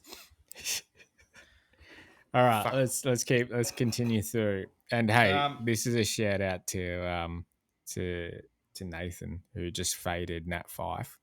If I swear to God, if I see Nat Fife in your team after what we've just said, after you just fade in him, mate, you're just a sheep. Just a bloody sheep. Don't you dare. One You know last it- player you know I just he want to will. ask you really quickly about. Yeah, he will. He's going to put him in his team, and then he's going to laugh about it and go, oh, I was always going to put him. Anyway, Jeremy Sharp, what do you think about him? I He's faded in my him. team at the moment. He's in my team at the moment purely because of how cheap he is. I'm not expecting much from him. I also like Cooper Simpson, but he's got an even lower score. But they're really the only cheap sort of options. I think Sharp's 123k, Simpson's 117. Um, I, it sounds like they like him and want him. And Freo fans seem to like him as well. I think you can pick him. I guess there's no real risk attached. I guess maybe if they've get a couple of players back, but they've been trying to get him for a while, so I don't see why. And if Jaeger O'Meara is getting a game ahead, surely there's worse players in that team that gets dropped ahead of him. Yeah, I think it's a great pick. I think I'm fading him, but I think he's a player that will go like your 60s, 70s this year. Yeah, Great pick. hopefully a 170. Yeah. 3 games left. Here we go. Now, haven't we already touched on Oh, this we game? did this one already. Yeah, Yeah, perfect. we've done it already. Here we go. Perfect. Here we go. John Newcomb, fade. Unreal. Shout out if this will prove there's a player in our league, Jake Petter. He has not in our league itself, but he has been giving John Newcomb heaps of rap saying he's my pod, blah blah blah. And what does Newcomb do? Bang out a 37 disposal game. Still probably 2% ownership, I bet you.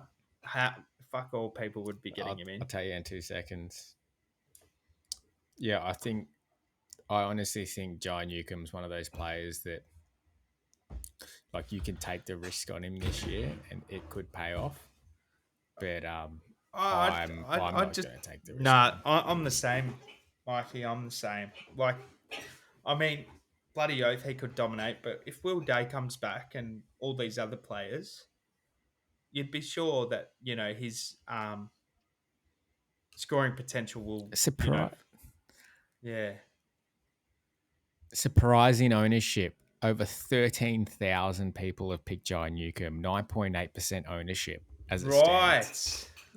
Look, that's still pod-ish, but That's pod-ish. But yeah. LDU is less. Yeah, see, that's bloody barbaric, but that's all right. Let those dickhead. But Anyway, no, in all we'll honesty, John Newcomb could average 110, and it wouldn't surprise me. But yeah, he's in the position for this to be a breakout year. Yeah, like he's in the position. He had a good year last year. That wasn't a massive year, but he had a good year, and now he's in that spot where he takes his game to the next level. And I think it's like he could do it. What are your thoughts on Carl Amon? I like him. I like him a lot, and I think that Sicily's role has definitely changed.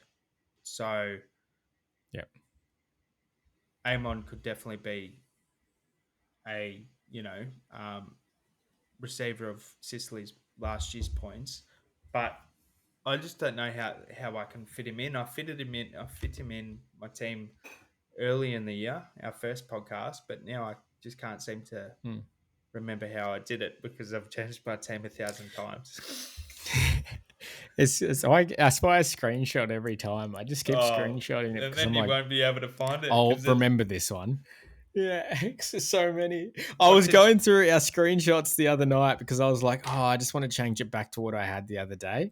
And I was going through and I was just like, where the fuck is this? And I just gave up. It'll come back eventually. I'm sure of it. Yeah. I mean, Henry Huswaite, I've got Yeah. two players that I want to comment on. Henry Huswaite, he surely has to be a Lockeroo. Yeah. I wouldn't say he's a lock. No? I I would say that he's a if you're running 3 rookies on field, then he's a lock. But if you're rocking 2 rookies on field and going mid-price madness, then he's not a lock. Yeah. You know what I mean? The only reason I'm running Henry Huswaite is because I think that he can like average around the 80 like mark. 80, 90, like 80, not 90, but like high 80s, 70, 80. mid 80s. That's passable Yeah, if it's yeah. a 70, 80. That's why I'm running him, and I like with some spike games. Maybe one game he scores 100, maybe one game he scores 60. But like I'm gonna pass that as I'll happily run that as a third rookie on field if I can. If that allows me to roll someone else, but I don't think he's a lock. What about, well, the last one we'll touch on is D'Ambrosio. D'Ambrosio. D'Ambrosio, I Yeah. love him. I He's not like in him my too. team at the moment. He's only 8K more from Williams if you wanted to fade Williams. Yeah, he's been in and out of my team for Williams. I reckon more times than I can count. Like constantly. I've had him in and out of my team. Is there a world where you could, and this is why there's so many thoughts that go through my mind, but could you run him at D6? And At D6. yeah, and have Williams and him, or is it just you got to pick that cheaper rookie? I don't think you can. Well, then Yeah. so this is how It's too much tight it's money. getting to Yeah. like if you're putting him there now, Yeah, you're losing a primo. exactly. You're gonna then sacrifice it somewhere else. I mean, maybe you could get rid of a Fife, but which I don't want to do, or you could make a Billings a Cadman and put him there. But I don't think it's worth it. I don't think getting rid of Billings to put in D'Ambrosio is worth it. Yeah. What do you think? I sort of agree because it just feels too heavy. Like you've got all this money set up in a line where, you could get that primo within there, or you could use it on a forward line because that would mean that it's, deplenished. So I guess Yeah. I don't. That's why I don't have it currently. But I did find it like if you could get him and Williams, that would actually make you a heap of coin pretty quick. Yeah, it would make you a bit of coin, and that would allow you to launch into those backline players that you really want to pick up. Yeah, that we know will be solid back there. That's for, actually good thought process. For Bulldogs, the guy that just makes me a little bit questionable about the pick is Nick Caulfield. I'm the exact same. I'm so skeptical on Nick Caulfield right now. Like, I don't think he's a super coach player. Like, I don't think think he gains points that we want. No, but I think he would in a good role, but the role's not there. And what about Dale? If he comes back, Dale didn't play. I mean, the only thing you can just swap him for Toby Pink because Toby Pink played pretty good last game. But I'm not swapping him for Toby Pink. I'm swapping him for Ari Schoenmaker. Oh, get a grip. Are you kidding me? I actually didn't. I'll touch on him. I'll touch on him. I didn't watch the game, but next one because it'll be him. I'll talk about him. Let me talk about Ari Schoenmaker. Oh, come on. So let's just finish they've it. got. Okay, we'll finish it. Okay, we're dilly-dallying. Just the top three. Liberatore, Bontempelli, English. If you couldn't have Bont, you could get Liberatore and it fills out your team. I don't see that as a bad option. But if you really want Bont, he goes ballistic. He's an easy captain choice. And there's always a risk that Libba will go down when Bont won't ever go down. Mate, you know how much I love Libba. I love him. I've tried to fit him in my team, and I just look at Bontempelli's name, and I just go, easy choice. I'm not going to say much about Libba because he's a little bit of a pod right now, and I actually don't want to say anything about Libba. The only thing I'm going to tell people about, and it can be something, is name another position that Libba would play other than inside mid, and then look at this stat right here, and that's all I'm going to say. Yeah. And for the Spotify listeners, it's 20 contested possessions, and he does that on repeat. That's all you got to say about Libba, and he just does it. Bontempelli, what are your thoughts on him? What do you think? I'm leaning towards that is essential because he's 42% ownership, and it could burn you if you don't own him. But I'm really, it's a 50-50 sort of flip of coin for me, because I think, didn't he have 92 points in a half or something ridiculous? I'm pretty sure he went ballistic. Not essential, I don't think, though. You don't think he's essential? I'll be the devil's advocate here, but I think he might be essential, but I'll be the devil's advocate. He's an easy captain's choice, but you can fill your team out a lot easier if you don't have him. But even English, man, like English, he's going to be number one again, surely. And if you have to remember, though, the ruckman that he's going up against Ned Reeves. Yeah, but this is no surprise that English can get 134. Like, this is just him. No surprise at all. Could you do English and Goulden?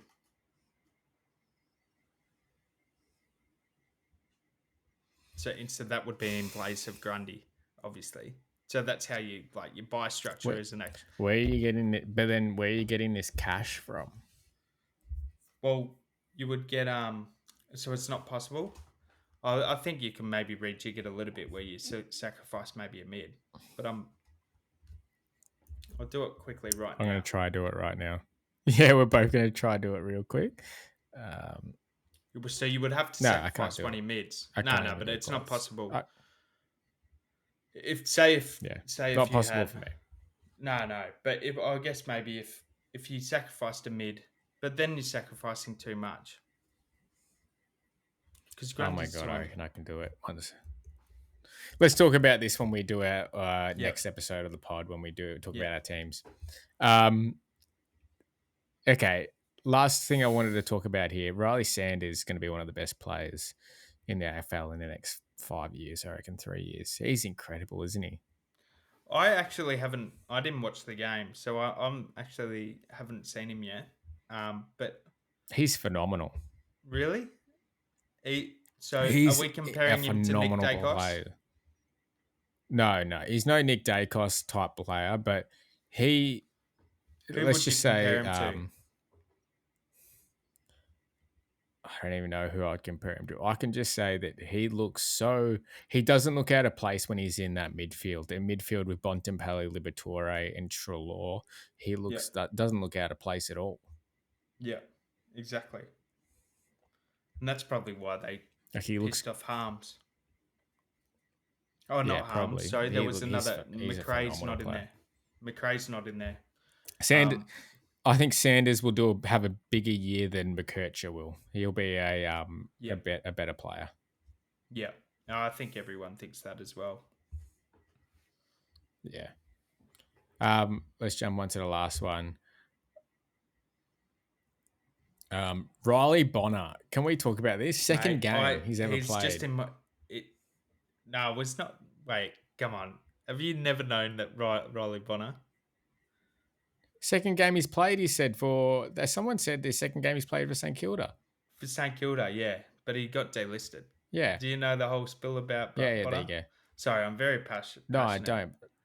I'm very passionate. I reckon he's a good pick. He's 285k. He's a little bit up. You might have to lose a husk weight or, fit it in somehow. But I've worked it out. Is he just taking Sinclair's role, and there's a risk that Sinclair goes back to his role, or they will just play Sinclair midfield because they liked playing him in midfield last year. So does that mean Bonner keeps his role? And does that mean Bonner will make bulk cash. I actually like it. I really like it. And he's playing on a redemption year. I haven't got him right now, but I pulled him out just a minute ago. But my teams aren't so like crystal set in stone, rather. But I think. But let's just make this all clear. Can we just delete this and just say he's a good pick? Because I reckon we should keep these to ourselves. Should we restart it? No, we won't. We'll just keep it going through. Fucking just whoever people, mate. It's fucking towards the end of the podcast. Don't pick him. Don't pick him.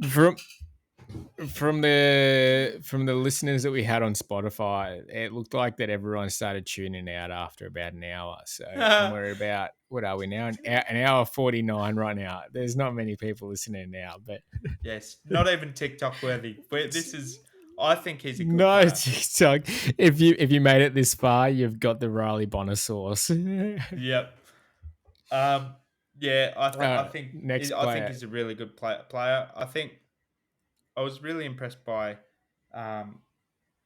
what was his name? Ari Schoenmaker. Just joking. Fuck off, mate. You just talking shit before. Come on, spill the beans. Can I talk about Ari? Yeah. Of course you can. Ari Schoenmaker. Yeah. Is it 117k rookie? Old mate in the back line. There's 3 players. I can't name it off the top of my head, but there's 3 players in St Kilda's back line who have been injured, going to get suspended, or aren't playing now. So Ari Schoenmaker's role is secure for at least a few rounds, like in there. I think he's going to play. I think he'll hold his spot, and I think he's 117k. I'm just having a look now. That's pretty good, man. Old mate who just knocked out such and such. Is going to be gone for Webster. Who knocked out Simpkin is going to be gone for a long time. Yeah. Have a holiday. Ari Schoenmaker's role is just secure just from that one thing that's just happened. Like, I think he's a phenomenal pick. I'm considering starting him over Caulfield right now, or starting him over like a Phillips is his name, the Hawthorn guy. But yeah, I do like him. I like Schoenmaker. And you told me, I'm going to go back and find it, but you told me he got delisted. I never said he got delisted. I said he got sent to the twos to train with them. That's what I said. You said he got delisted from the twos. You said... No, I didn't. Get off the I'm going to go... It's on the podcast, so I'll go back and find it. I'll go back and find it. Yeah. Anyway, we'll skip over the Saints. Yeah, skip the Saints. Zachary Fisher. Oh. The first pod, I had him in my team, and you were... Let's be truthful to all the supporters here of our podcast. You hated the pick. I'll yell into this mic. You hated it. You actually sound phenomenal when you yell into the mic. It sounds better. Zach Fisher is the best.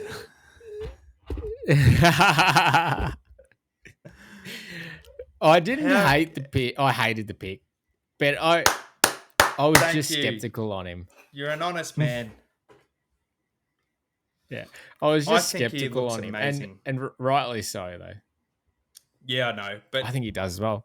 I think he's the new Zeeble. I think he's a potential F1. But he has pulled his... Who else is there, mate? Fucking nobody. He's going to be on a stretcher by the 3rd round. That's the only... Well, you just got to pick him, don't you? Like, you just got to ride the wave. I don't think he'll get it. I don't remember him being that injury prone.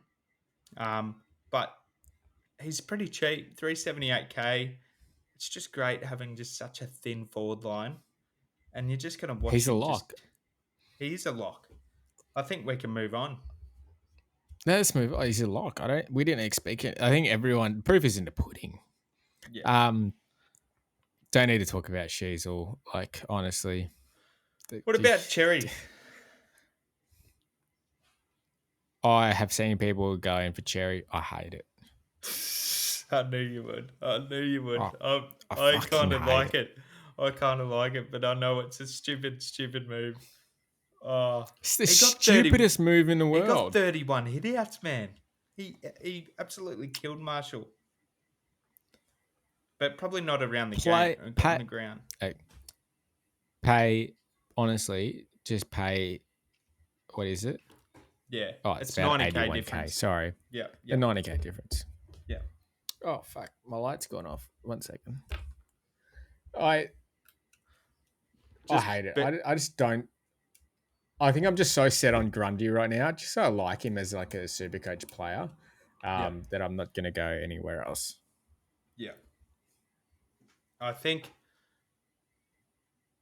Lazario, the classic North boys are right. The big topic of discussion is Luke Davies Uniacke. You told me he turned up. I never said he turned up. You never got so that in my whole head that he turned up, and then I saw on the score sheet, and I've had this in my head just going, Michael told me he turned up, and he had, he had 36 points. I quote, LDU looked shocking. I couldn't believe it. But he always does this, though, is what I said. Yeah. I don't know why I thought it. You said Sheasel question mark, and I said lazy 102. Oh, so this is probably why. Anyway, why the fuck are is you my scared? light working? Oh, there we go. Are you scared? I am. I'm not scared of LDU, right? The only thing I'm scared of is that, and we'd said this in a TikTok and a little clip in the last pod, is that we were picking LDU because everyone was picking LDU. So if LDU goes shit or LDU gets injured, everyone jumps off the LDU bandwagon. We're all in it together. LDU's own percentage is now down to God knows what it is, but it's under like 5, 6, 7%. It's under 8%. I know that. So it's dropping every day. And by round 1, he's going to be a pod. Like he's going to be like 5%. That's scary being an LDU owner, but because he did the same thing. Very good. He did the same thing, but he got 143, 155. Do not play. Then he actually slowed down, but I think he got an injury because he missed the game with an injury, and then I mean, my dilemma is: do you pick Butters or Davies Uniacke? They're similar price. I think there's 1,000 difference. And you'll see my team soon, but at the moment, we'll move on. I've got none of them. Yeah. But let's move on. The last players that I really like from this whole thing was I actually quite liked Goda, and Dersma was good, but I won't pick him in Super Coach. These aren't players that I'll pick in Super Coach, but I like these players. Come on, we've got feedback. If they're not relevant, don't fucking talk about them. Fair call. Move on. All right, lads. We're gonna wrap it up here for this one. We're gonna make this pod into 2 episodes, so you're gonna get graced with 2 pods this week. We'll see you later, and we'll see you in a couple days for the team reveals. Give us a like and follow. See you later. Like, follow, subscribe.